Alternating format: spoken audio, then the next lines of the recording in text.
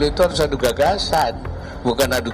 Gimik politik justru dibutuhkan ketimbang saling menjelekkan antar kandidat, apalagi jika kandidat menyasar pemilih muda. Kompetisi masing-masing menunjukkan keunggulannya. Saya kira itu yang terbaik daripada mencari kesalahan kompetitornya. Lebih baik kita saling menunjukkan keunggulan masing-masing.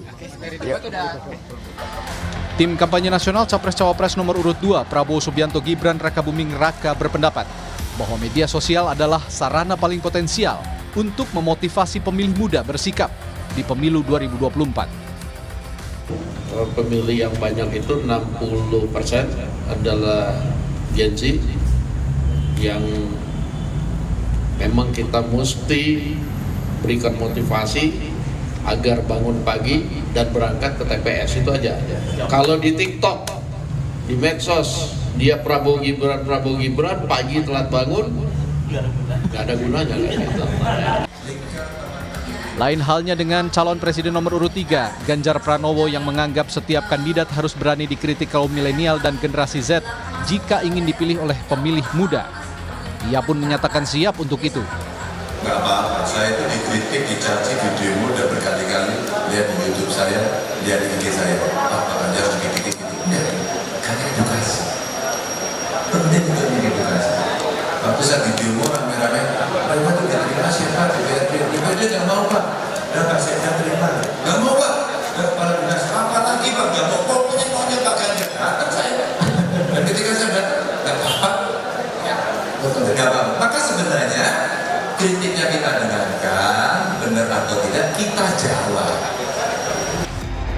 Analis politik mengungkap, keinginan pemilih muda untuk mengemas politik dengan cara yang santai membuat gimik masuk ke wilayah persepsi mereka.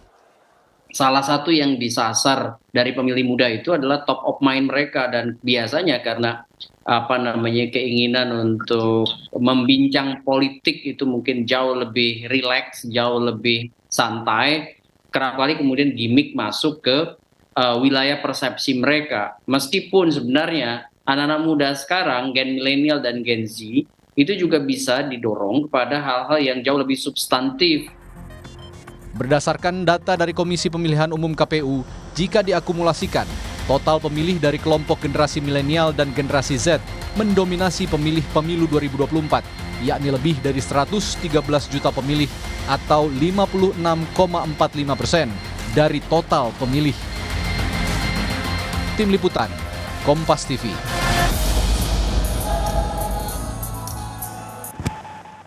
Dan saudara, lalu topik apa saja yang paling jadi pembicaraan kaum muda di media sosial jelang penyelenggaraan debat Capres-Cawapres dalam rangkaian pemilu 2024, terutama jelang debat perdana yang waktunya akan digelar selama 1 pekan atau 12 Desember 2023 ini. Kita akan bahas bersama dengan Direktur Komunikasi Indonesia Indikator bersama dengan Mbak Rustika Herlambang yang telah hadir langsung di studio Orange Kompas TV. Selamat sore Mbak Tika.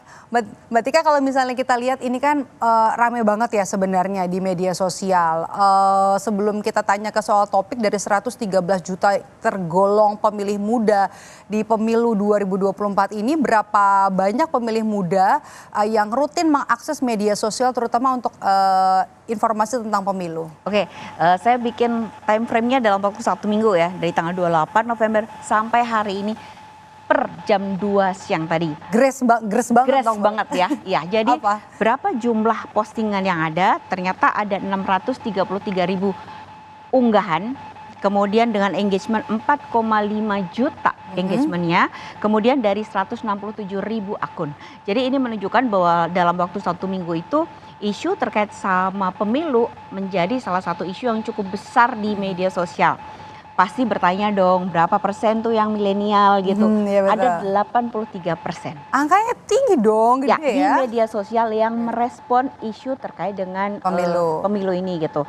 Nah, terus kalau kita lihat ya gitu, dari jumlah unggahan itu paling banyak memang platformnya itu Twitter yang digunakan untuk ngeposting. Kedua adalah YouTube. Kenapa? Karena YouTube itu bisa langsung kita potong-potong dan kemudian dikasih di-share komentar. lagi. Tetapi kalau dilihat dari sisi engagement, ternyata isu dengan TikTok itu engagementnya paling besar gitu. TikTok? TikTok engagementnya paling besar gitu. Walaupun secara jumlah postingan itu kecil, tapi engagementnya itu paling besar. Ada apa dengan TikTok? Kenapa engagementnya paling besar? Karena yang dipakai Gen Z tadi ya? Yang dipakai Gen Z terutama gitu, karena isinya adalah terkait sama dukungan-dukungan.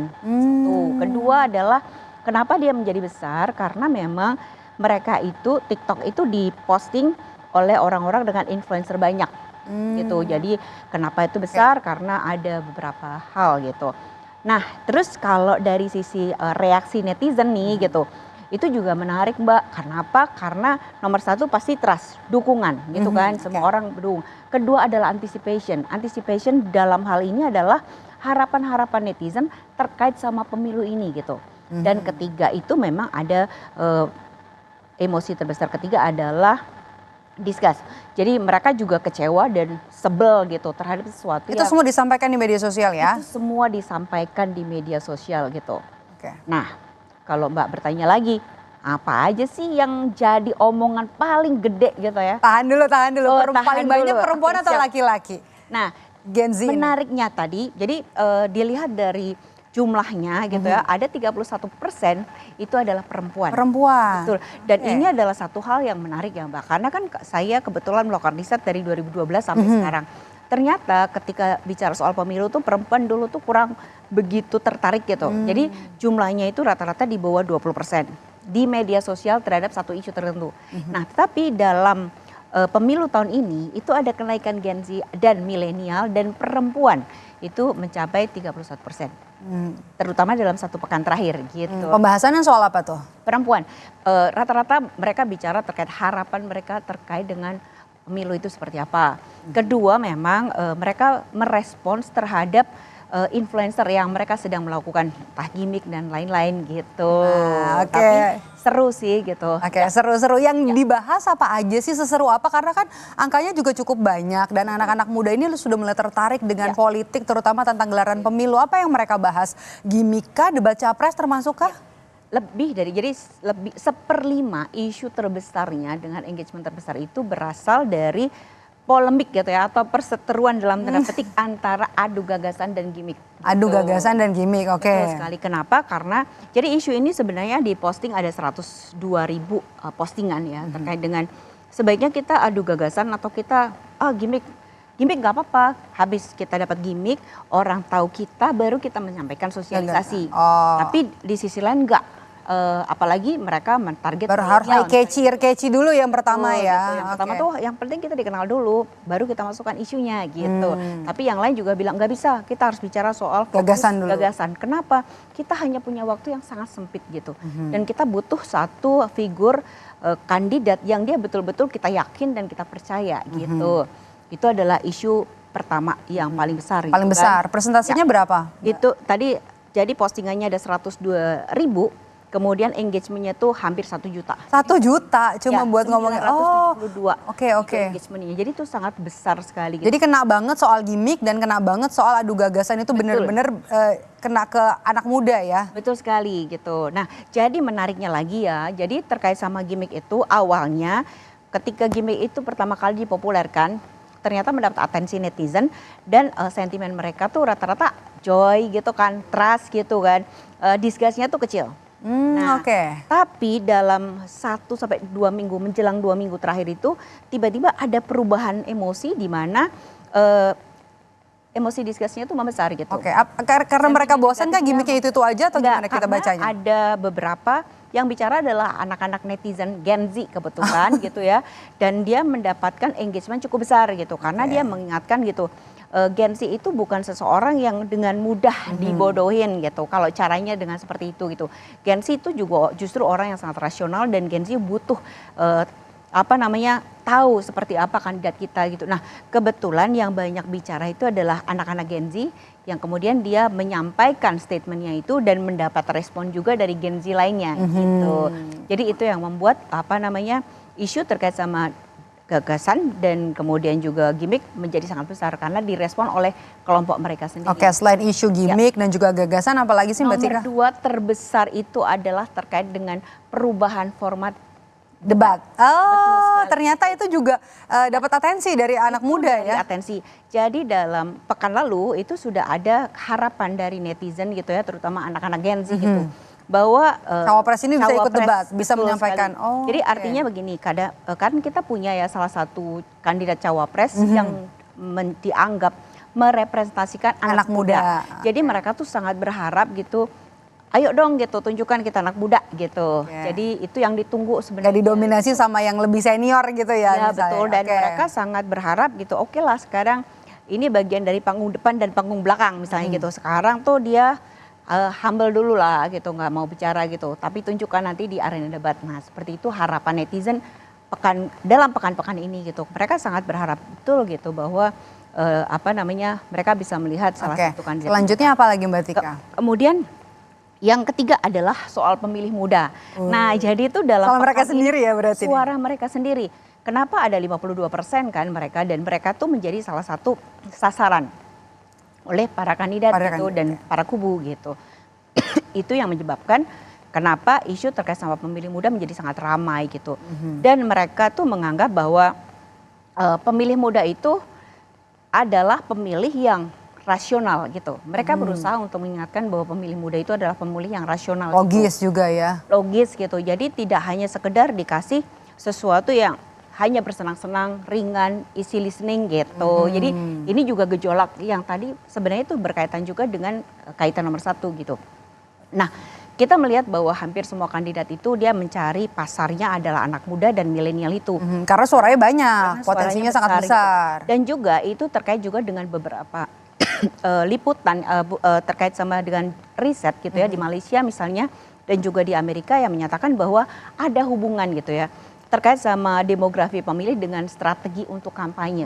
Jadi ketika melihat bahwa ternyata 52% itu anak muda, mereka dekat dengan dunia digital, akhirnya strateginya mereka sekarang lagi olah gitu.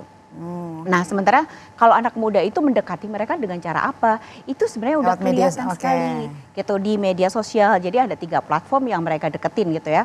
Yang pertama adalah melalui komunitas. Jadi komunitas atau hobi gitu. Jadi kita lihat kenapa kalau hari Minggu di Car Free Day atau lari bersama atau olahraga atau komunitas itu banyak sekali para kandidat dan kubu calon itu berada memanfaatkan di sana. waktu. Betul sekali. Kedua adalah multi platform. Jadi anak muda atau milenial dan Gen Z itu dia tuh ingin membutuhkan sesuatu yang baru dan tidak hanya platformnya tuh yang cuma satu arah, tapi 2 arah gitu. Bisa memberi dan bisa menerima gitu. Jadi nggak cuma sekedar halo begini nggak bisa gitu. Terus juga dikatakan bahwa netizen atau anak muda itu nggak bisa hanya misalnya harus kumpul semua satu sisi gitu, terus kemudian suruh ini dengerin doang, nggak mau gitu, pengennya tuh harus ya tadi resiprokal itu gitu. Itu ada beberapa hal yang menarik Mbak. Tadi kan yang pertama tuh kan gimmick versus gagasan, yang paling besar angkanya, yang paling tinggi engagementnya. Terus kemudian juga yang kedua tadi ada debat yang sebentar lagi atau 1 minggu lagi bakal berlangsung, terutama soal formulasi debat ya. Nanti ketika ada formulasi debatnya tidak ada cawapres ini agak turun begitu ekspektasi pemilih muda. Karena mereka sangat berharap sekali gitu. Dan kalau kita melihat kalau debatnya tuh dia hanya diisi dengan visi misi satu arah, itu kan anak muda kurang suka gitu. Dia suka ada interaksi. Bahkan interaksi di antara para kandidat gitu. Jadi tidak seperti debat-debat yang pernah ada. Betul sekali. Itu bukan debat yang diharapkan oleh pemilih muda kalau begitu ya, secara tidak langsung bilangnya kayak gitu ya. Pemilih muda kan gitu, betul. Yang ketiga soal pemilih muda sendiri ada lagi nggak abis itu yang paling sering dibahas? Yang keempat itu adalah deklarasi. Jadi kan kita lihat dalam namanya juga lagi kampanye ya. Jadi deklarasi